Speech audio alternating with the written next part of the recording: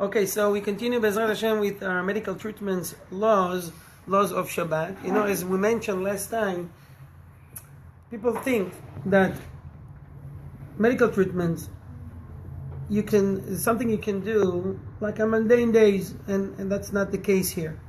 Shabbat is a special day, and on certain cases you permitted. Remember that if we have a toothache or we have eye and tooth, means to sign something on the heart. It can influence the heart.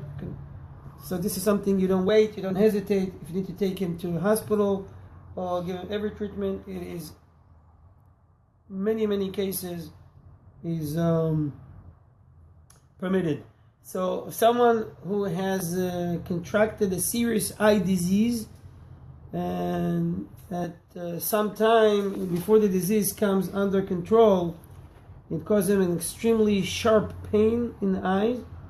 He's considered to be desperately ill, and we must do whatever is necessary to treat him, even if it involves acts of melacha or desecrate the Shabbat in some ways, because it's many cases can lead to a life-threatening situation and you should take him to hospital just to be checked out, to eliminate this option.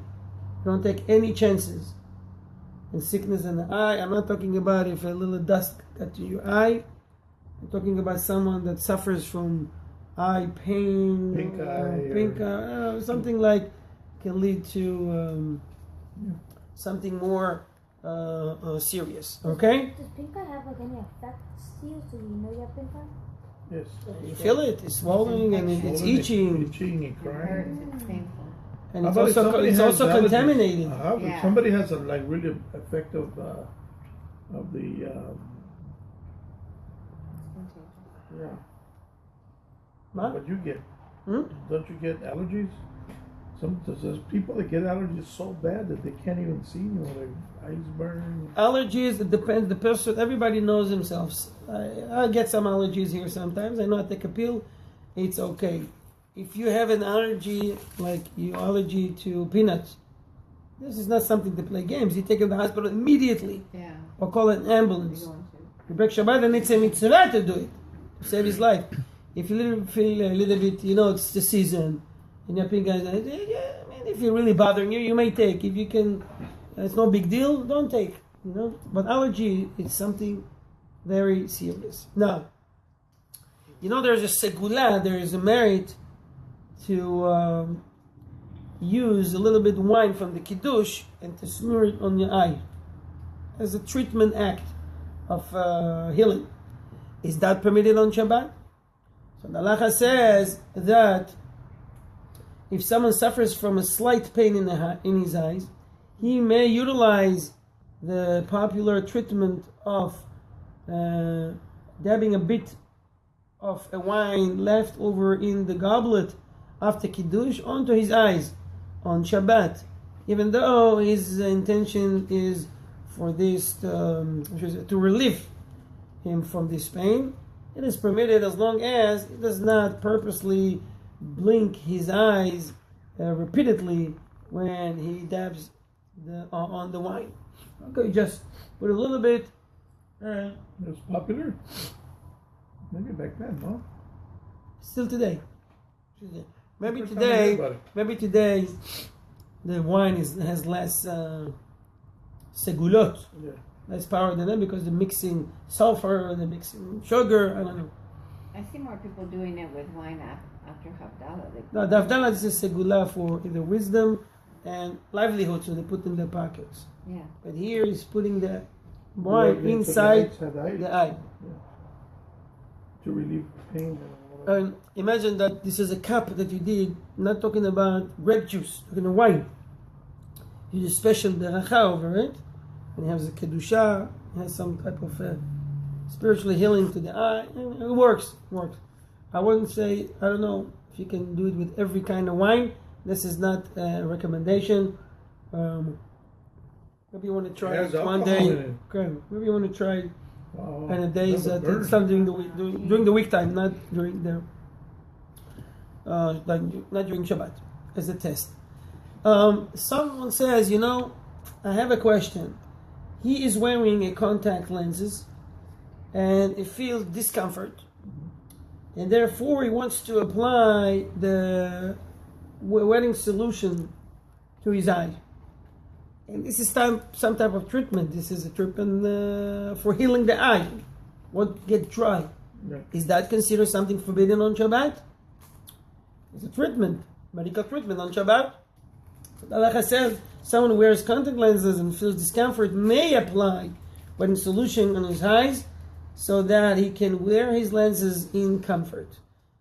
This is not considered a medical treatment that is forbidden by our sages on Shabbat or by the Torah. Okay? Next halacha. Now, let's say that we have someone that is bedridden and he's moderately ill and he needs to eat a cooked food, but there is nothing ready there on Shabbat and nothing is available, or there is only cooked hot food that was made by non-Jews on Shabbat. Okay, let's say he made it for himself, his friend, someone that works for him. You have it ready. Okay? Like some type of oatmeal. Porridge? Oh, like cream of wheat or... Cream of wheat, right. And he just says it's good for him. It's going to make it stronger. He can swallow it. It's easy. Now he's wondering if he can share it with him or he can ask him to cook something like this for him. It happens all the time, people that sharing dormitory in university, staying for Shabbat, so they have a friend live with them, he's not Jewish, and he's cooking there, and they're permitted to cook on Shabbat. The question is, if in this case the Jews can enjoy from it.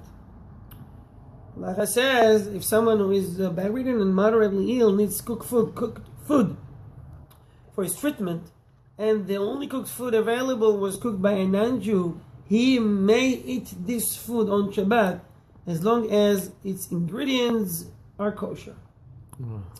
If the non-Jew cooked this food on Shabbat, we must first determine that none of the ingredients are muktzeh, for if it are muktzeh, the patient may not eat the food, as explained in the previous halacha, talking about fruits that fell off the tree on Shabbat, which is muktzeh.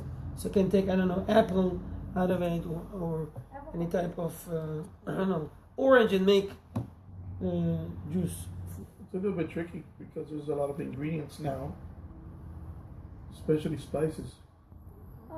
Does it count? They were commonly not, before they wouldn't be mixed. But now they have a lot of this enzymes to keep the freshness. So they don't taste. So it makes it a little bit complicated, more complicated, but you have to check the ingredients. So you look at the box and see, I think most of the oatmeal today are kosher. It's very easy to find. In every grocery store, in the dollar store, it's easy and available. Okay? Now, yes? These days there's some salt shakers, not too many, but there are some salt or pepper shakers where they grind it for you when you take it out. Does that count as muktzeh? Yeah, cannot use it on Shabbat. Now, let's talk a little bit, and maybe we can conclude with that. The next halacha, let's talk about someone that wants to use a hearing aid, electronics on Shabbat, using an hearing aid, and it's battery operated, and he wants to know if he can carry it. Maybe it's a muktzeh, Shabbat's coming in. Can he carry it on him? It looks like it's a cell phone that it's open. It's a microphone. And we know that electronics devices are not permitted to be used on Shabbat and Yom Tov. Here, it helps him to hear better with it. Can one use it on Shabbat? That's going to be the next halacha. That was going to be a good. Okay. So, Be'ezrat Hashem, hopefully we'll have always good health and never have to use such devices. But it says that it is permissible for someone who needs to use a hearing aid to attach it to his ears on Shabbat as well, and this is not considered engaging in a medical treatment. He must prepare the device before Shabbat begins, since it is forbidden to turn it on during Shabbat. It is likewise permissible to use the kind of hearing aid that are built into the temple of the person's eyeglasses. In either case, it is forbidden for him to switch the device's batteries on Shabbat. Okay? Also, it is permissible, furthermore, for someone to remove his hearing aid from his ears when he wishes to go to sleep, and to put it back again when he wakes up, as long as it is still functioning. Right? So I don't turn it off, and then in the morning you turn it on again. This is prohibited. He may go out into the street wearing his hearing aid, even if there is no eruv surrounding the area. If part of the hearing aid is made to be carried in his shirt pocket, some poskim rule that it is nevertheless permitted, as long as he fastened, make it tight, right, that part of the device to his pocket with a safety pin. If the hearing aid is attached to the temples of his eyeglasses, he may wear them out in the street as they are, even if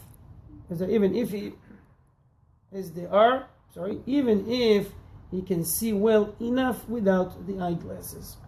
It is also permissible for other people to talk to this person on Shabbat while he's wearing his hearing aid. Well, we don't have even a question why they can't talk to him, because we know using microphone on Shabbat is prohibited, not allowed. Now he says, I can't talk to him, this is some type of microphone. But this is his microphone. I know they have them so small you can't even tell the person that. Right. But they still all have batteries, even if they're little. They still all have batteries. Yeah, so for someone that is really in need, he can do that. I just want you to know that people should not play games without it saying, I really need. If you need something from Shammai, from heaven, they know that you need. If not, the halacha says, the Gemara says that if one play like he's in need, and he gets charity or makes himself sick, Torah says he will not die till he become one of them. He will get the sickness. Someone showed that he is blind, he will not die till he get blind. Or he has no legs, or no hand, or he's poor. The Torah promise, you will not die till you be like one. Wow. So don't play like you are in need when you are not in need. It's very, very serious. What if you do it as a social experiment? So it's different. You're not taking and cheating people. It's just something that you do it, and anyway you share with them later, and you tell them this was an experiment. I have a question. Yes. There's, how they use now they put on the patches. The people that don't smoke on Shabbat. Is it allowed to wear those? Yeah, you put it before Shabbat, no problem. So this hearing aid, it's like a watch, right? A watch is constantly on, so therefore you can have one. It's permitted to wear it on Shabbat. On Shabbat, you can use a watch with a battery. It's no problem. It's not the microphone, it's not a receiver. It's not transmitting anything out. It's just something that operates with the battery. Before Shabbat, it's set up. It's fine. Okay. Yeah, the Apple now came out. The Apple Watch. It's not only a watch. It's also a phone. Yeah, it's something. It's a phone. Yeah, this is absolutely prohibited. And internet. This is absolutely prohibited. Okay. On Shabbat, it's not a phone anymore. It's like a small device, a small phone. Yeah. Cannot be used on Shabbat. Okay. There's watches that when you go like that, they turn on and they show you what time it is. No, can't use it on Shabbat. Okay, guys, we'll stop here. Please note that we start page 69, halacha 38. Amen. On behalf of Ohev Israel Foundation, we finished the first part of the class. Bezat Hashem continue the second part of Musar. Thank you.